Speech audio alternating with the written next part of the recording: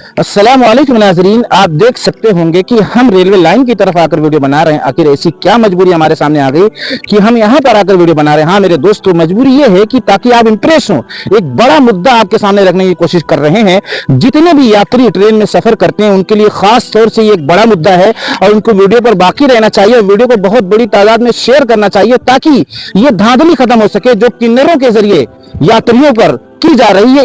एक तरह का ये एक बड़ा जुल्म हो रहा है यात्रियों के ऊपर।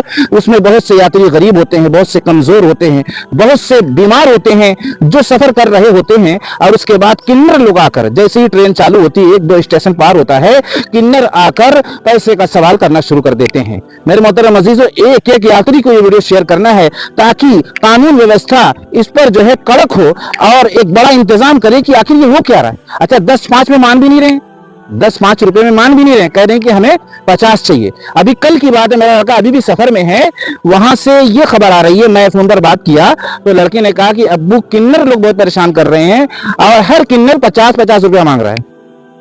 मैं 3 किन्नरों को दे चुका हूं, यानी 150 मेरा जा चुका है और जिसमें से 5 से 6 आ चुके हैं, दो को किसी तरह लौटाया। हालांकि अभी भी आने का और चांस है क्योंकि सफर अभी काफी लंबा है। मेरे मोहतरम अजीजों, आप ये सोचो कि मजदूर लोग कभी कभी अपने पैसे से टॉफी नहीं ले पाते अपने बच्चों के लिए। मेरा बच्चा यहां तक मजबूर होकर मुझसे कह डाला कि अब कभी मैं चालू में सफर नहीं करूंगा, इसलिए कि इसमें इतनी भी गुंजाइश नहीं कि आदमी जैसे गेट की तरफ चला जाए, बाथरूम की तरफ चला जाए, यानी इतनी भी गुंजाइश नहीं है। चूंकि पब्लिक कसी हुई है, इसलिए अब हम आइंदा जो चालू में सफर नहीं करेंगे। हालांकि रिजर्वेशन में भी वो आते हैं और मानते हैं और ना देने पर ऐसी इंसल्ट करते हैं, कहते हैं कि अभी हम नंगे हो जाएंगे, अभी अपना कपड़ा उतार देंगे। अब बताइए कि बहन बेटियां साथ में होती हैं, किसी की जो है बहू साथ में होती है, किसी की बहन साथ में होती है और ऐसे बहुत से रिश्ते होते हैं जो एक शर्मिंदगी का एक बड़ा सामना करना पड़ता है। मेरे दोस्तों, मेरे साथ भी गुजरा है। मेरा जी चाहा कि मैं कहीं चला जाऊं, कहीं छुप जाऊं या तो फिर इनसे मारपीट कर लूं, जबकि कानून इसकी इजाजत नहीं देता।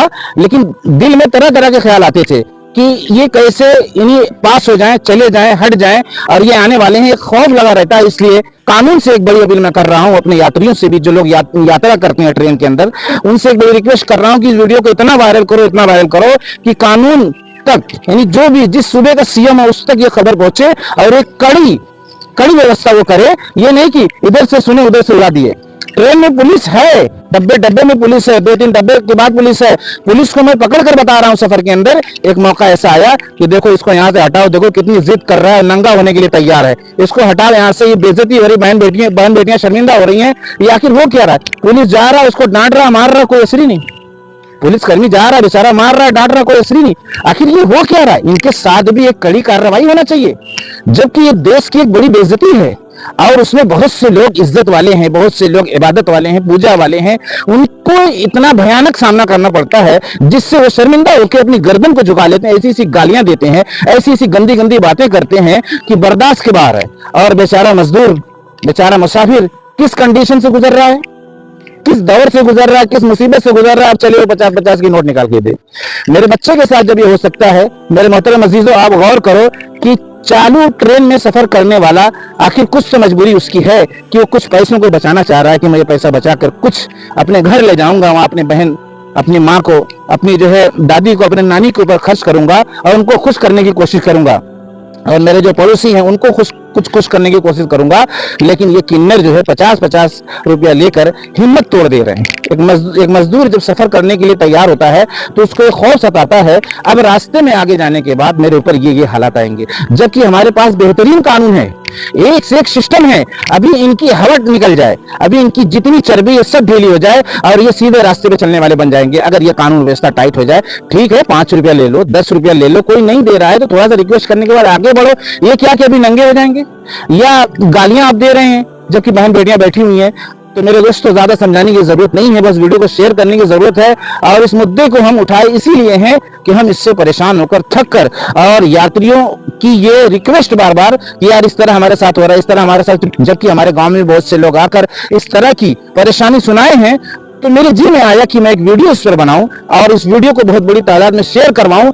मेरा काम है कोशिश करना मेरे दोस्तों, और बाकी कानून का ये काम है कि कानून इस पर कितनी पाबंदी लगाएगा, कितनी लगाम लगाएगा। और हम लोग जो है कोशिश के मुकल्लफ हैं। आप अपनी कोशिश कर दीजिए, मैंने अपनी कोशिश कर दिया। हो सकता है हुकूमत के दिल में बात आ जाए और यात्रियों की ये बड़ी समस्या खत्म होती हुई नजर आए। मेरे दोस्तों, आप वीडियो को शेयर कर देना। आपको दिल से दुआ है कि अल्लाह रब्बुल इज्जत यानी हम सबका पैदा करने वाला, अक्सर लोग जैसे बहुत बिरादरी के लोग होते हैं तो अल्लाह का नाम नहीं समझ पाते। वो समझते हैं कि अल्लाह का नाम, अल्लाह का माने क्या है? वही अल्लाह मेरे दोस्तों जिसने हम सबको पैदा किया, जिस पे हर इंसान का ईमान है, जिसने जमीन और आसमान, चांद सितारे, दरिया पहाड़ बनाया, उसकी मोहब्बत में इस वीडियो को शेयर कर देना ताकि एक बड़ी तादाद में लोग जो मुसीबत में हैं मुसीबत से निकलने वाले बने। और हमारे तबरेज भाई, छोटी सी कोई बात अगर कहना हो तो कह दो। छोटी सी बात यही कहना है मेरे दोस्तों कि अब मैं तो ये सब चीज से बहुत पीड़ित हो गया हूँ। मैं तो सफर करने से बहुत डरता हूँ। मैं सफर कैसे करूँ? अगर मुझसे वही किन्नर लोग आके मांगने लगे तो मैं क्या करूंगा? हालांकि मेरे पास ज्यादा पैसा वैसा भी नहीं रहता। अगर मैं मुझे ऐसे ही पचास करके देने लगूंगा तो मैं कैसे मैं परेशान हो जाऊंगा।